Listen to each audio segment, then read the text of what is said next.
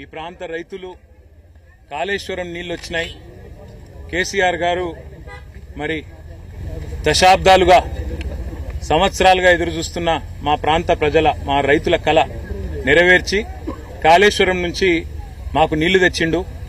మల్కపేట రిజర్వాయర్లో నీళ్లు పోసిండు.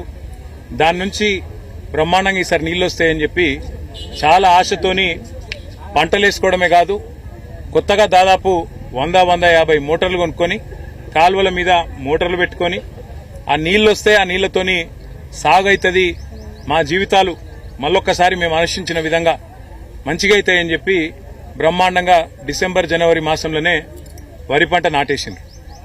వేసిన తర్వాత ఈరోజు పరిస్థితి ఏంది అంటే కేసీఆర్ గారి మీద కోపంతో, కేసీఆర్ మీద ఒక అనవసరపు ద్వేషం పెంచుకొని ఆనాడు మేడిగడ్డలో కూడా ఏదో కుట్ర చేసి మొత్తానికి ఒక పర్రెవడేటట్టు చేసి ఆ పర్రెనే ఈరోజు ఒక పెద్ద ప్రమాదంగా చూపెట్టి ఆడికెళ్లి నీళ్లు తీసుకోకుండా గత 15 నెలలుగా ఏదైతే ఒక కుట్రపూరితంగా కాళేశ్వరం పాడైపోయిందని చెప్పి ఒక పిచ్చి ప్రచారం చేస్తా ఉన్నారో, ఇవాళ దానివల్ల రేవంత్ రెడ్డి యొక్క ఒక ద్వేషపూరిత వైఖరి వల్ల ఇలా జరుగుతున్నది ఏంటి అంటే పంటలు ఎండిపోతా ఉన్నాయి. రాష్ట్ర వ్యాప్తంగా రాజన్న సిరిసిల్ల జిల్లాలో ఎండుతున్నాయి, అదేవిధంగా పక్కనే వేరే జిల్లాల్లో ఎండుతున్నాయి. చివరికి కింద అక్కడ కాళేశ్వరం నీళ్లు ఏదైతే ఎస్ఆర్ఎస్పీ స్టేజ్ 2 కింద తుంగతుర్తి, సూర్యాపేట, కోదాడ దాకా పోతాయో అక్కడ కూడా ఎండుతా ఉన్నాయి. నిన్న మీరు చూసే ఉంటారు, పెన్పహాడ్ మండలంలో సూర్యాపేట జిల్లాలో మా మాజీ మంత్రివర్యులు సూర్యాపేట ఎమ్మెల్యే జగదీష్ రెడ్డి గారు చివరికి కళ్ళనీళ్లు పెట్టుకున్న పరిస్థితి.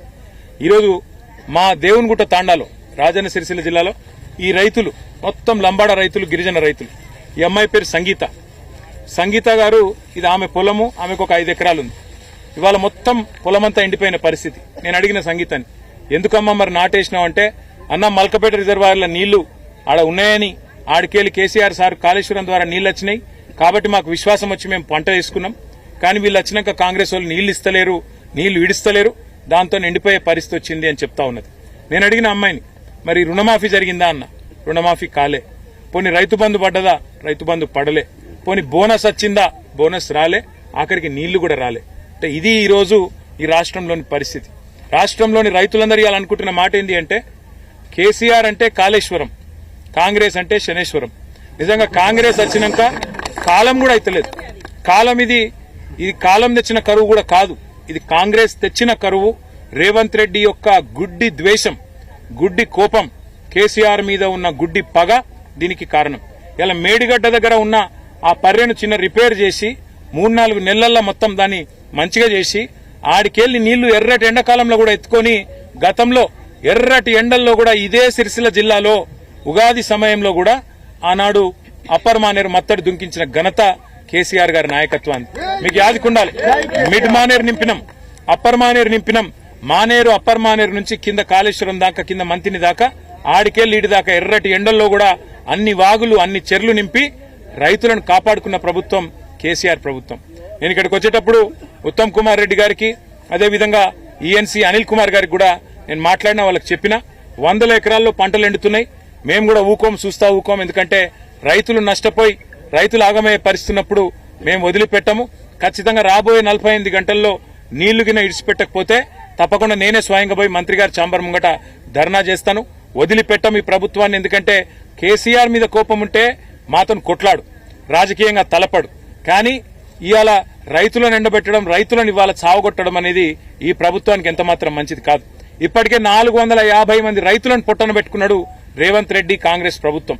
రైతు డిక్లరేషన్ అన్నారు, ఒక్కటంటే ఒక్క మాట కూడా ఇప్పటివరకు నిలబెట్టుకోలే.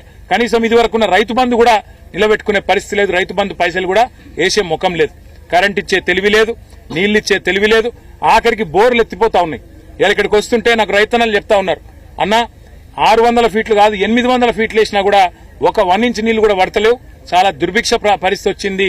మరి రేవంత్ రెడ్డి ప్రభుత్వం వచ్చినాక నీళ్లేమో పాతాళంలోకి పోయినాయి, నిధులేమో ఢిల్లీకి పోతున్నాయి, నియామకాలేమో గాలికి పోయినాయి అన్న అని చెప్పి రైతులు చెప్తా ఉన్నారు, పిల్లలు చెప్తా ఉన్నారు.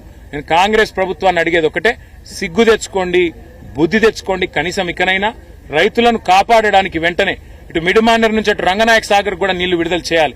ఎందుకంటే తంగలపల్లిలో అక్కడ కూడా రైతులు వచ్చినారు, 6 గ్రామాల రైతులు, జిల్లెల్లా, నేరెల్లా, రామచంద్రాపురం, దాచారం, అదేవిధంగా పైన ఉండే మాటిన్ల ఈ రైతులందరూ కూడా వచ్చినారు, వాళ్ళందరూ కూడా అడుగుతా ఉన్నారు, అన్న మాకు రంగనాయక సాగర్ నుంచి నీళ్లు విడుదల చేయాలంటే ఇక్కడికి వెళ్ళి కావాలంటున్నారు, మీరు వెంటనే మిడ్మానేర్ నుంచి నీళ్లు విడుదల చేయాలని కోరినారు. ఇలా మిడ్మానేర్లో 16 టీఎంసీల నీళ్లు ఉన్నాయి.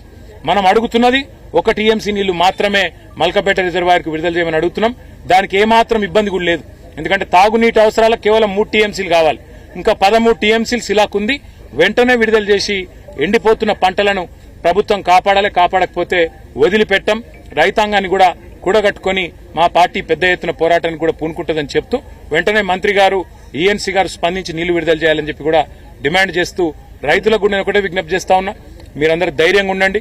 కేసీఆర్ గారు ఉన్నారు, మేమందరం ఉన్నాం. అసెంబ్లీలో కూడా ప్రభుత్వాన్ని వదిలిపెట్టాం, బయట కూడా వదిలిపెట్టాం. మీకు నీళ్లు ఇచ్చేదాకా కూడా ఎంబడబడతాం, వదిలిపెట్టాం. మీరు ధైర్యంగా ఉండాలి, గుండె ధైర్యంతో వ్యవసాయాన్ని కొనసాగించాలని చెప్పి కూడా తెలియజేస్తూ మరి మా గిరిజన రైతులకు వాళ్ళ పొట్టలు కొట్టే విధంగా రేవంత్ రెడ్డి ప్రభుత్వం, రేవంత్ రెడ్డి ముఖ్యంగా పిచ్చి పనులు చేయవద్దని చెప్పి మళ్ళొకసారి విజ్ఞప్తి చేస్తూ మరి నీళ్లు వెంటనే విడుదల చేయాలని డిమాండ్ చేస్తూ మీ అందరికీ కూడా ధన్యవాదాలు, నమస్కారాలు. Thank you.